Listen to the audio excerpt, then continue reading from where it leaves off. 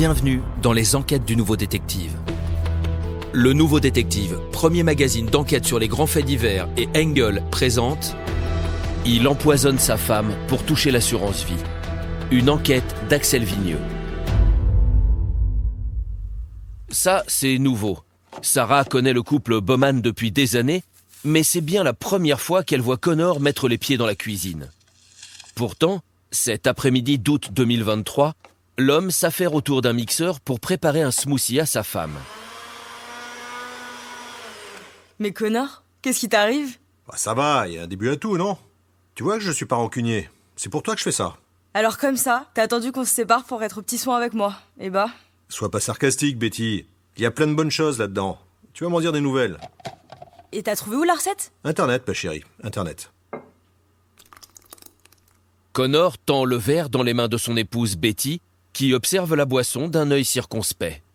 Dès qu'il a quitté la pièce, elle demande à sa copine Sarah « Oh... Tu veux goûter ?» L'autre trempe ses lèvres dans le smoothie et recrache. « Ouah, infâme ! Il essaie de t'empoisonner ou quoi, Connor ?» Betty, en riant, va vider la mixture dans l'évier. Décidément, son conjoint est incapable de réussir quoi que ce soit pour elle. De toute façon, la femme de 32 ans n'attend plus rien de lui, sinon qu'il signe les papiers du divorce. En cet été caniculaire, l'ambiance à la maison est tendue. Il faudrait bien davantage qu'un smoothie pour sauver leur mariage. Connor Bowman et Betty sont devenus mari et femme 2 ans plus tôt, à Independence dans le Missouri. Ils semblaient très amoureux à l'époque. Lui terminait ses études à la faculté de médecine, elle était déjà pharmacienne à la prestigieuse Mayo Clinic de Rochester. Un bel avenir s'ouvrait devant eux. Ils s'installent alors à Rochester, dans un appartement du centre-ville. Avoir un enfant, fonder une famille, non, ce n'est pas pour tout de suite. Ils se contentent de partager leur existence avec Crumpet, le chien de Betty, qui les suit partout où ils vont. Leur vie est faite de voyages, de randonnées, de soirées entre amis. Autant de moments qu'ils partagent sur les réseaux sociaux en postant à l'appel des photos où on les voit souriants, enlacés et complices. Bien que mariés, ces jeunes gens modernes forment ce que l'on appelle un couple libre. Autrement dit, ils s'autorisent à aller voir ailleurs de temps à autre, à condition de ne pas s'attacher. Mais ce genre d'arrangement, moderne ou pas, n'a jamais donné grand-chose de bien. À force de papillonner à droite et à gauche, l'inévitable se produit et au printemps 2023, Connor s'amourage d'une autre femme. Le pacte est rompu, Betty demande le divorce. Mais lui ne veut pas entendre parler de séparation. Voici venu le temps des disputes et des portes qui claquent. Sarah, l'amie de Betty, était aussi sa confidente. Ça fait longtemps qu'elle avait des doutes et qu'elle s'en était confiée auprès d'elle. Sarah témoignera plus tard. Elle avait compris pourquoi Connor s'obstinait à vouloir sauver leur mariage. Je me souviens qu'un soir on était sortis entre filles, elle m'a raconté que, un matin au début du mois d'août, elle a ouvert une lettre de la banque qui était adressée à Connor. Et là, elle a tout compris. Il était criblé de dettes. Et Connor, il avait tout intérêt à rester marié avec elle par intérêt. Elle était pharmacienne et je peux vous dire qu'elle gagnait très bien sa vie. S'en est-elle expliquée avec lui ? Oui, et la discussion a été très violente. Pas physiquement, non, mais verbalement. Et comment a-t-il réagi finalement ? Connor a accepté le divorce. Il n'avait pas le choix de toute façon. Il a dit qu'il signerait les papiers, mais quand Betty lui mettait la pression, il bottait en touche. Il disait « bientôt, bientôt ». Et c'est là que subitement, il commence à se montrer étonnamment prévenant avec sa future ex-femme. Un après-midi, il lui prépare un smoothie pas vraiment réussi, certes, mais enfin l'intention est là. Puis, le 14 août, c'est un cocktail à base de rhum et de fruits exotiques qui lui sert. Le lendemain, saisie d'horribles maux de ventre, Betty est admise à l'hôpital.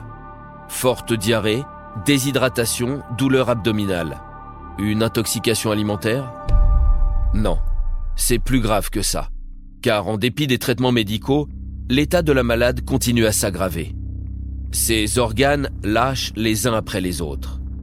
Connor, lui-même médecin, diagnostique une lymphocytose hémophagocytaire, une maladie qui touche généralement les nourrissons. Mais les tests effectués se révèlent négatifs et Betty finit par mourir le 20 août au matin. Malgré les réticences de Connor, qui affirme que sa femme ne voulait pas être un cadavre que l'on découpe, une autopsie est pratiquée. Ses résultats sont troublants. La malheureuse a succombé à une surdose de colchicine, un médicament qui sert à soigner la goutte alors qu'elle n'a jamais souffert de cette maladie. Le 21 août, le rapport du médecin légiste conclut à des circonstances de décès suspectes. Dans la foulée, une enquête est ouverte. La police de Rochester s'intéresse très vite au veuf qui, visiblement, se remet de son deuil à la vitesse de l'éclair. Sarah se souvient de son attitude indécente qui ne respectait même pas le temps du deuil.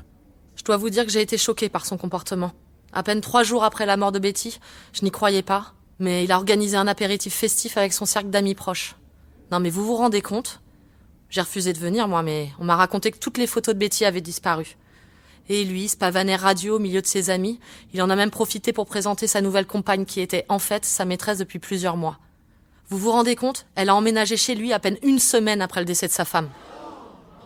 Outre ce comportement choquant, les policiers ne tardent pas à relever d'autres éléments à charge. Sur le CV de Bowman, une ligne retient notamment leur attention. Le suspect collabore depuis un moment comme auditeur assistant avec le centre antipoison du système de santé de l'Université du Kansas. En clair, sans être devenu à proprement parler un expert, il a pu acquérir de solides connaissances en matière de poison.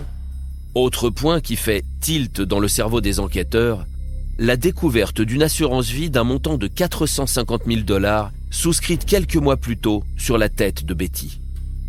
Couvert de dettes et malheureux en ménage, Connor Bowman semble avoir trouvé une manière radicale pour régler tous ses problèmes.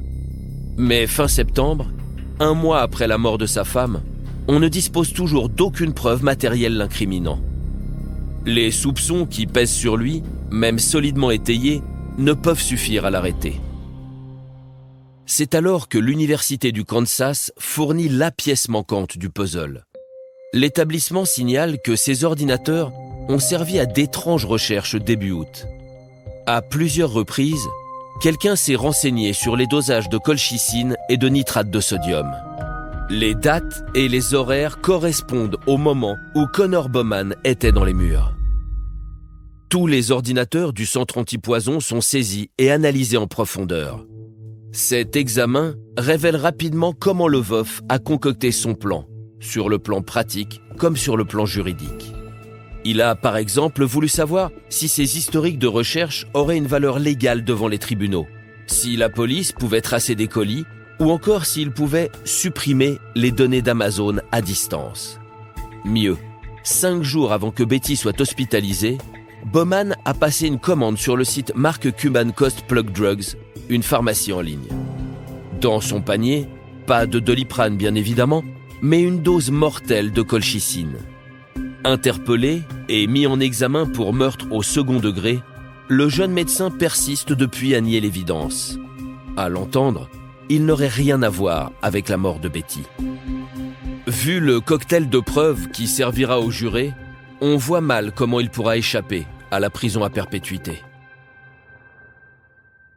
Pour ne rater aucun épisode, abonnez-vous à notre podcast sur votre plateforme d'écoute et retrouvez tous les mercredis nos enquêtes dans le magazine Le Nouveau Détective. Nos podcasts et nos enquêtes sont également disponibles sur lenouveaudétective.com.